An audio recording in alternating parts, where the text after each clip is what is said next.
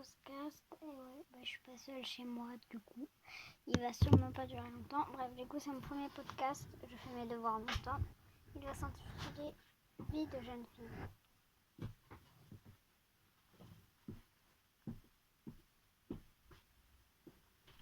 Donc, je vous disais, Vie de jeune fille sera le nom de ce podcast dont vous allez écouter. Je fais mes devoirs en même temps. Du coup,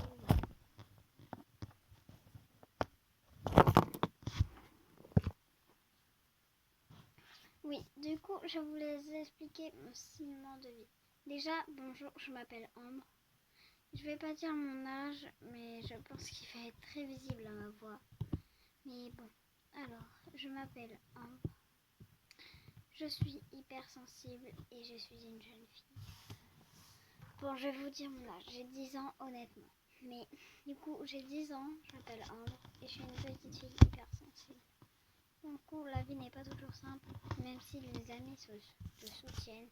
Tu auras besoin d'être plus sûr et d'avoir plus de gens. C'est bien ça. Bien sûr, comme tout le monde. Tu as besoin qu'on te soutienne, hypersensible ou pas. Aujourd'hui, nous allons parler de plusieurs choses. L'hypersensibilité et et je vais répondre à vos commentaires. Je fais une annonce. Je vais répondre à vos commentaires. Vous allez dire et tout. Je vais répondre à vos commentaires. Ouais, ça va être dur. Bon, du coup, je vais répondre à vos commentaires. J'ai dit 10 fois. Mais oui, j'ai dit 10 fois. Bon, du coup, voilà.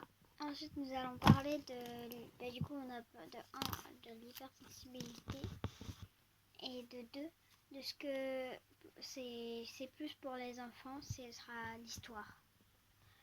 Donc, nous allons lire une histoire sur les pirates. Bon, déjà, de 1, l'hypersensibilité, c'est quoi ? Alors, l'hypersensibilité est quand les enfants ont besoin d'être soutenus émotionnellement. Si par exemple une émotion se promène et tout, elle va venir la transpercer. Bien sûr, les plus toxiques pour ces enfants, c'est la colère et la tristesse. La joie, la peur, c'est normal d'avoir peur.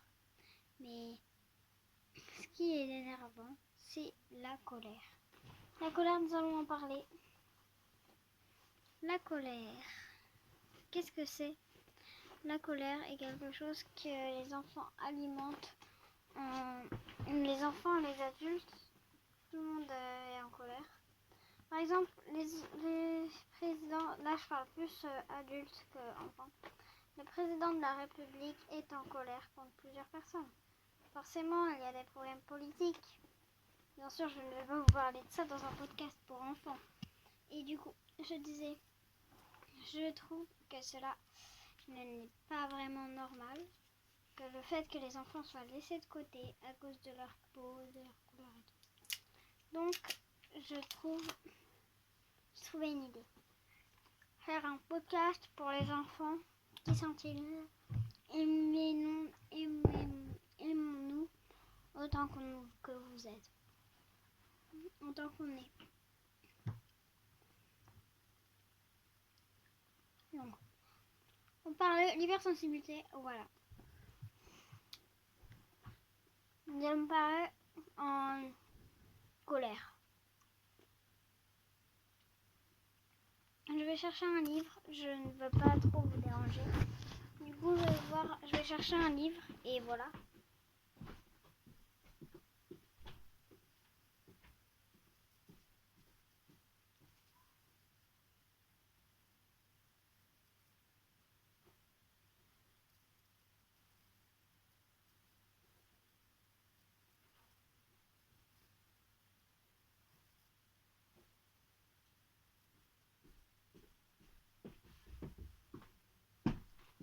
Je suis de retour.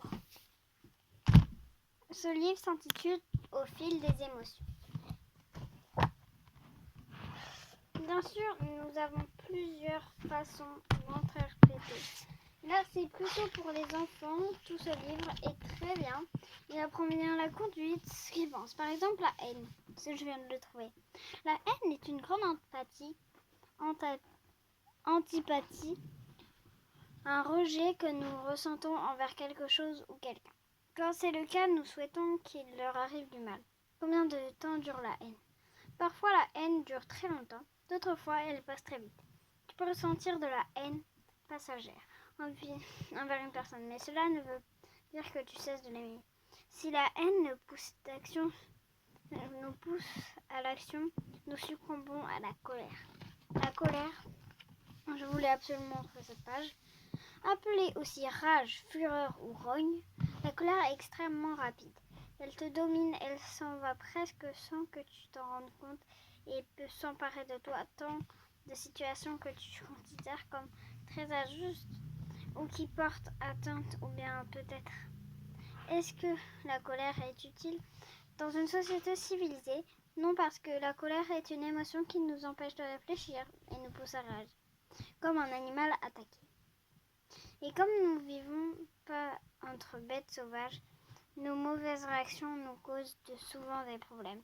Il vaut mieux éviter que la colère prenne le contrôle quand il est encore le temps. Voilà. Du coup, ce livre est très précieux. Je parle pour les parents, vous pouvez l'acheter, il est très bien. Il n'y a aucune collaboration, en même temps qu'il veut faire une collaboration avec une fille de 6 ans. Du coup, je le trouve magnifique ce livre. Il peut vraiment aider. Il y a la fierté, la satisfaction, l'admiration, la frustration, la déception, le découragement, l'euphorie. Tellement de choses que nous ne pouvons pas expliquer en tant qu'humains, mais la stupéfaction par exemple, la peur nous ne l'expliquons pas, la timidité non plus, beaucoup d'entre vous ont la timidité.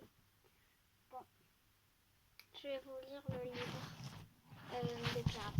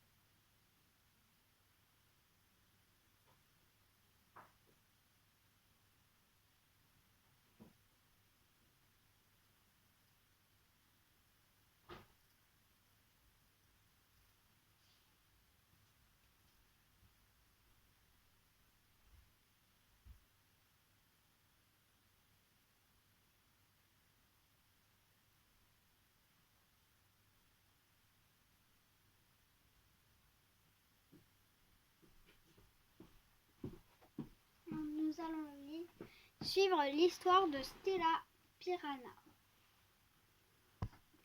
On dit souvent que les pirates n'ont peur de rien. C'est vrai, Stella Piranha est sans doute la plus courageuse de toutes les pirates. Cette jeune fille est toute petite et mince, n'a que 15 ans. Et pourtant, son nom est connu de toutes les mers du Sud. Il n'y a qu'un pirate qui soit aussi connu qu'elle, c'est Barbe-Dure. Il est plus grand que tous les autres pirates, plus effrayant que tous les autres pirates, et sans doute aussi le plus méchant que tous les autres pirates. Il porte un bandeau sur l'œil, et une cicatrice sur la joue, et un crochet pointu et aiguisé de main gauche et un crochet pointu en guise de main gauche. Sans activité favorite, elle se détrousse tous les bateaux qu'il croise sans pitié.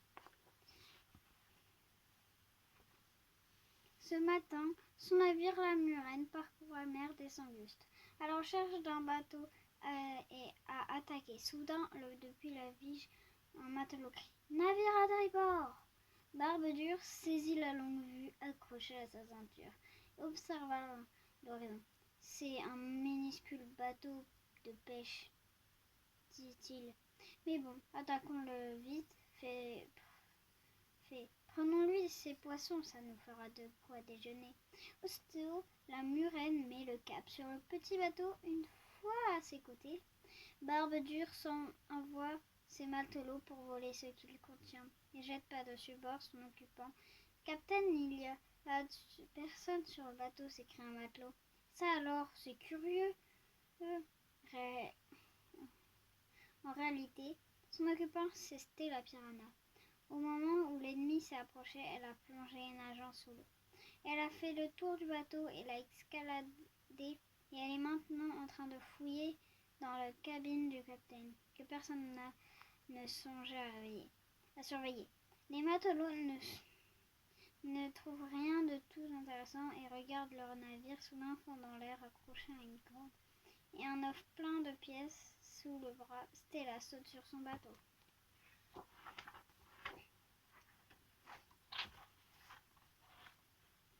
Pendant que tout le monde fouillait son petit navire, Stella en a profité pour faire des nœuds compliqués sur tous les cordages. Et le temps que les nœuds soient défaits, Stella est déjà loin. Barbedure jette son tricor à terre en pestant. Cela fait 5 fois qu'il se fait rouler par Stella Piranha. De retour au port, la jeune fille fait le tour des maisons des pêcheurs. Ici, les gens sont pauvres et beaucoup se font voler par les terribles Barbedure. Stella partage son bulletin et ne garde rien pour elle. Que quelques pensées, juste ce qu'il faut, pour préparer un nouveau plan et punir à ce scélérat de Barbedure. Fin de l'histoire. J'espère que ce podcast vous adorez. N'oubliez pas, 1, 2, 3. Je préfère parler avec vous que vous abandonner en vous laissant sans voix.